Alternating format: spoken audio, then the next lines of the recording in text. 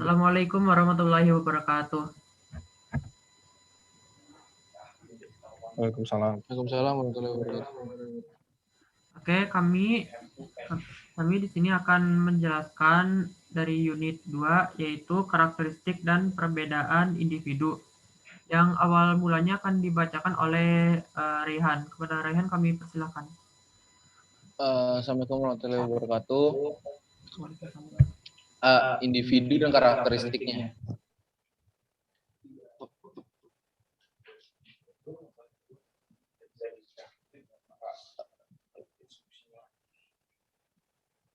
Pokok isi uraiannya yang disajikan pada bagian ini adalah karakteristik individu secara umum.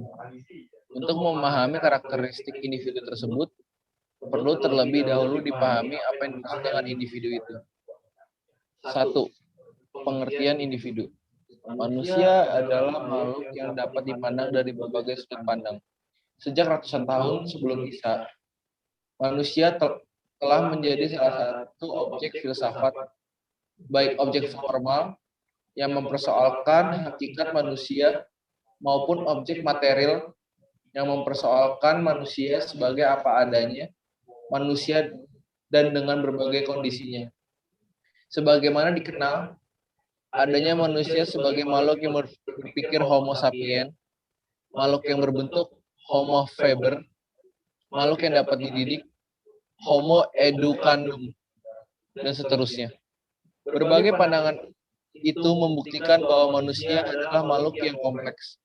Bangsa Indonesia menganut pandangan bahwa yang dimaksud manusia secara utuh adalah manusia sebagai pribadi yang merupakan pengejawatan manunggalnya, berbagai ciri atau karakter hakiki atau sifat kodrati manusia yang seimbang antara berbagai segi, yaitu antara segi individual dan sosial, jasmani dan rohani, dunia dan akhirat. Keseimbangan hubungan tersebut menggambarkan keselarasan hubungan antara manusia dengan dirinya, manusia dengan sama manusia dengan alam sekitar, atau lingkungannya, dan manusia dengan Tuhan. Uraian tentang manusia dengan kedudukannya sebagai peserta didik haruslah menempatkan manusia sebagai pribadi yang utuh. Dalam kaitannya dengan kepentingan pendidikan akan lebih ditekankan hakikat manusia sebagai kesatuan sifat makhluk, individu, dan makhluk sosial. Sebagai kesatuan jasmani dan rohani, dan sebagai makhluk Tuhan dengan menempatkan hidupnya di dunia sebagai persiapan kehidupannya di akhirat. Sifat-sifat dan ciri-ciri tersebut merupakan hal yang secara mutlak disandang oleh manusia, sehingga setiap manusia pada dasarnya sebagai pribadi atau individu yang utuh. Individu berarti tidak dapat dibagi, undivided, tidak dapat dipisahkan, keberadaannya sebagai makhluk yang pilah, tunggal dan dapat dipisahkan, keberadaannya sebagai makhluk yang pilah, keberadaannya sebagai manusia yang tunggal dan memiliki khas. Seseorang berbeda dengan orang lain karena ciri-cirinya yang khusus itu. Webster setuju 43. Menurut kamus Eccles dan Sadali, individu adalah kata benda dari individual yang berarti orang, perorangan, oknum. Eccles 1075.2.519. Berdasarkan pengertian tersebut, dapat dibentuk suatu lingkungan untuk anak yang dapat merangsang perkembangan potensi-potensi yang dimilikinya dan akan membawa pertumbuhan apa saja yang diinginkan dalam kebiasaan dan sikap-sikapnya. Jadi anak dibantu oleh guru, orang tua, dan orang dewasa lainnya untuk memanfaatkan kapasitas dan potensi yang dibawanya dalam mencapai pertumbuhan dan perkembangan yang diinginkan.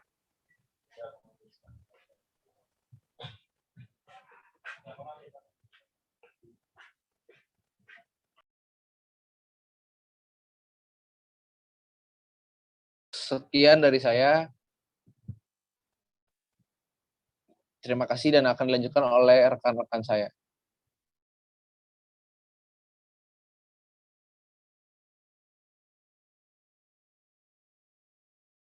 Baik, untuk poin nomor 2 akan dibacakan oleh saya. Nomor 2, karakteristik individu. Setiap individu memiliki ciri dan sifat atau karakteristik bawaan, heredity, dan karakteristik yang diperoleh dari pengaruh lingkungan. Karakteristik bawaan merupakan karakteristik keturunan yang dimiliki sejak lahir, baik yang menyangkut faktor biologis maupun faktor sosial psikologis. Natur dan nurture merupakan istilah yang biasa digunakan untuk menjelaskan karakteristik individu dalam hal fisik, mental, emosional, pada setiap tingkat perkembangan. Menurut Kamus Besar Bahasa Indonesia tahun 2008, karakter merupakan sifat kejiwaan, ahlak atau budi pekerti yang membedakan sifat seseorang dengan sifat yang lain. Dengan demikian, karakter adalah nilai-nilai yang unik, baik yang terpatri di dalam diri dan terjawantahkan dalam perilaku. Kementerian Pendidikan Nasional tahun 2010. Karakter dapat dimaknai sebagai nilai dasar yang membangun pribadi seseorang, terbentuk baik karena pengaruh hereditas maupun pengaruh lingkungan, yang membedakan dengan orang lain, serta diwujudkan dalam sikap dan perilakunya dalam kehidupan sehari-hari. Sikap dan perilaku budi pekerti, nilai-nilai karakter, mengandung 5 jangkauan, yaitu hubungan dengan Tuhan, diri sendiri, keluarga, masyarakat, dan bangsa dan alam sekitar. Nilai-nilai karakter tersebut adalah sebagai berikut. A. Yang berhubungan dengan Tuhan: beriman, bertakwa, bersyukur, jujur, berdisiplin, pemaaf, pemurah, penyayang, mawas diri, pengabdian, berpikir jauh ke depan, tawakal, ikhlas, sabar, amanah, dan beradab. Yang berhubungan dengan diri sendiri: bekerja keras, berani memikul resiko, berdisiplin, berhati lembut atau berempati, berpikir matang, berpikir jauh ke depan, bersahaja, bersemangat, bersikap konstruktif, bertanggung jawab, bijaksana, cerdik, cermat, dan sebagainya. Terima kasih. Selanjutnya, poin C, D, dan E akan dibacakan oleh Regina. Baik, terima kasih Rido. Bagian C, D, dan E akan dibacakan oleh saya sendiri, Regina Lydia Aprianti. Baik, yang C, yang berhubungan dengan keluarga bekerja keras, berpikir jauh ke depan, bijaksana, cerdik, cermat, jujur, berkemauan keras, lugas, menghargai kesehatan, menghargai waktu, tertib, pemaaf, pemurah, pengabdian, ramah tamah, rasa kasih sayang, rela berkorban. Sebentar. Sabar, setia, adil, hormat, sportif, susila, tegas, tepat janji atau amanah, dan terbuka. Yang D, yang berhubungan dengan masyarakat dan bangsa, bekerja keras, berpikir jauh ke depan, bertegang rasa atau toleran, bijaksana, cerdik, cermat, jujur, berkemauan keras, lugas, setia, menghargai kesehatan, menghargai waktu, pemurah pengabdian, ramah tamah, rasa kasih sayang, rela berkorban, adil, hormat, sportif, susila, tegas, tepat janji atau amanah, dan terbuka. Dan yang terakhir, bekerja keras, berpikir jauh ke depan, menghargai kesehatan, pengabdian, dan mencintai lingkungan. Baik, terima kasih dari saya. Boleh dilanjut oleh Rian Gemilang sebagai moderator. Terima kasih.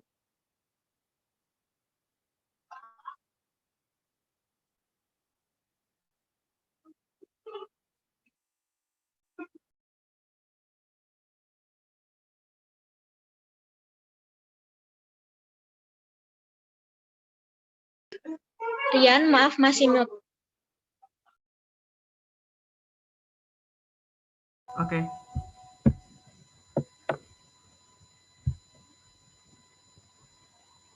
Baik. Selanjutnya akan dibacakan oleh saya sendiri. B. Perbedaan individu.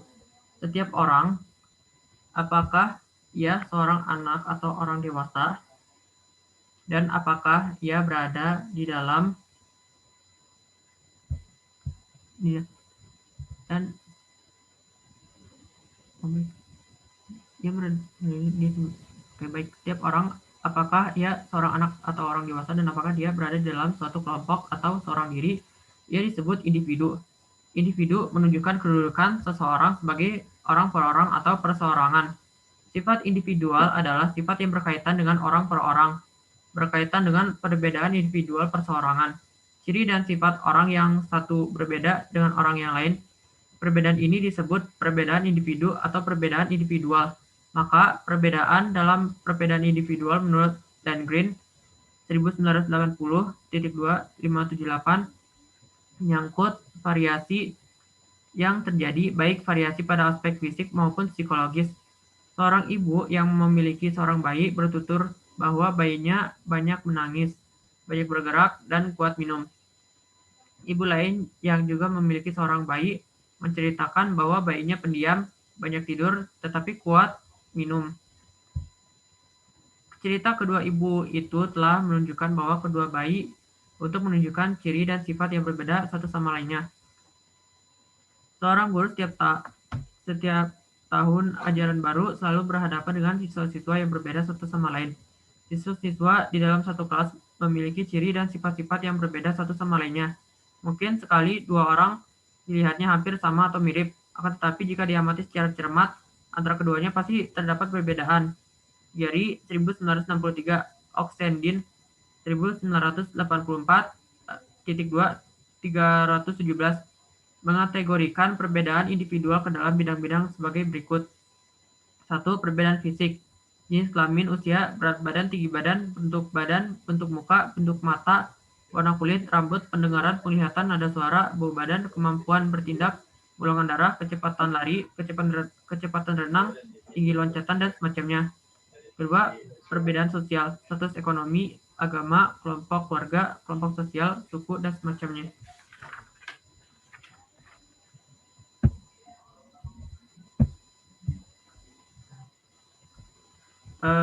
Baik, selanjutnya akan dibacakan oleh Renaldi. Pada Renaldi, ya. silakan. Terima kasih Rian. Saya akan melanjutkan isi materinya. Yang ketiga, perbedaan kepribadian.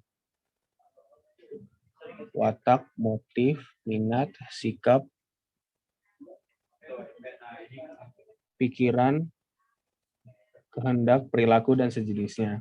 Yang keempat, kehendak, perilaku.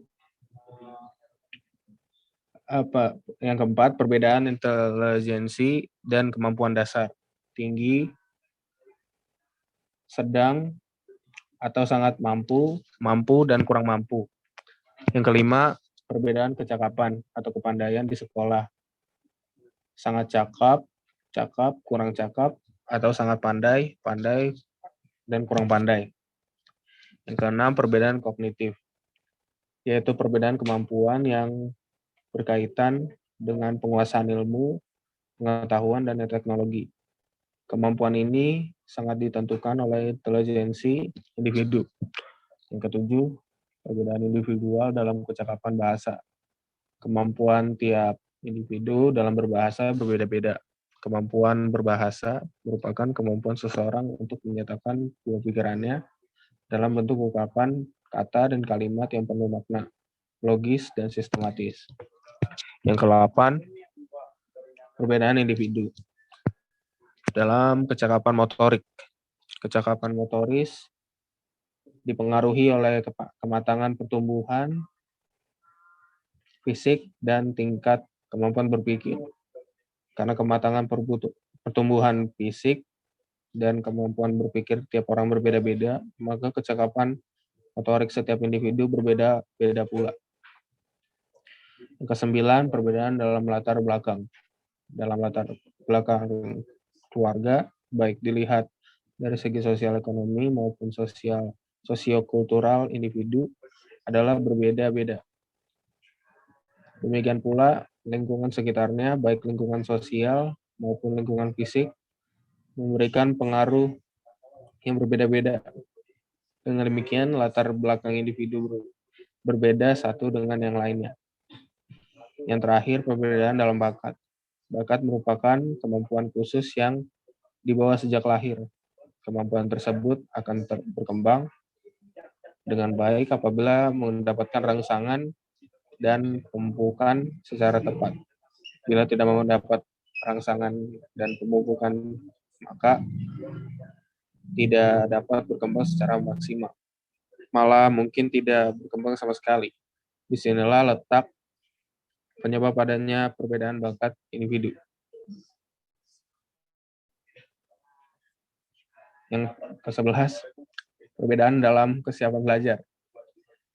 Perbedaan individu ini sangat ditentukan oleh pengaruh latar belakang keluarga dan lingkungan, sikap apatis, pemalu, dan kurang percaya diri, akibat dari kesehatan yang kurang baik, cacat tubuh, dan latar belakang yang miskin. Pengalaman mempengaruhi perkembangan pemahaman dan ekspresi diri.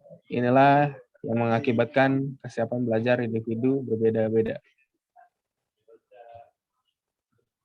Itu saja dari saya.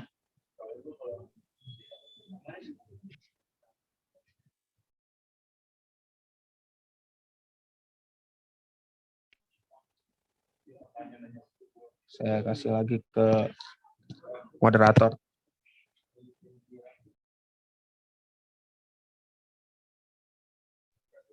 Tolong moderator, mic-nya masih di mute. Oh, maaf. Baik, sekian dari kelompok kami. Mohon maaf apabila ada kesalahan ataupun ada kekurangan dari kelompok kami ketika pada saat presentasi. Sekian dari kelompok kami dan wassalamualaikum warahmatullahi wabarakatuh.